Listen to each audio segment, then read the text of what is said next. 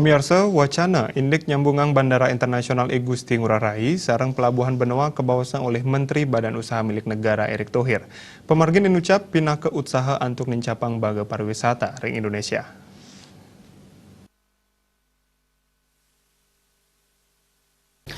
Nampenin indik wacana inucap anggota Komisi 2 Dewan Perwakilan Rakyat Daerah Provinsi Bali Ana Agung Ngurah Adi Ardana manggihin kuentenan manah sanepini becik sajeroning pangupaya nincapang industri pariwisata.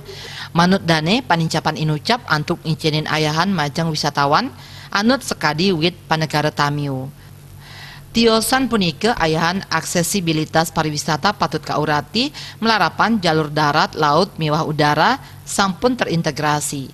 Jangkepnyane sarana bandara, miwah pelabuhan, kekantenang sida nincapang pengerah wisatawan sane mabobot.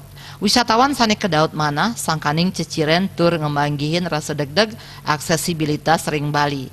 Nanging samian pengerencana inucap mangda anut sekadi karakteristik pariwisata Bali inik palemahan budaya miwah adat. Utamanya nenten ngusak palemahan kauripan krama sani kedasarin asas puangunan Bali untuk konsep nangun satkerti loka Bali. Pawasana tiosan kauripan krama tradisional ring pesisi sidamawah.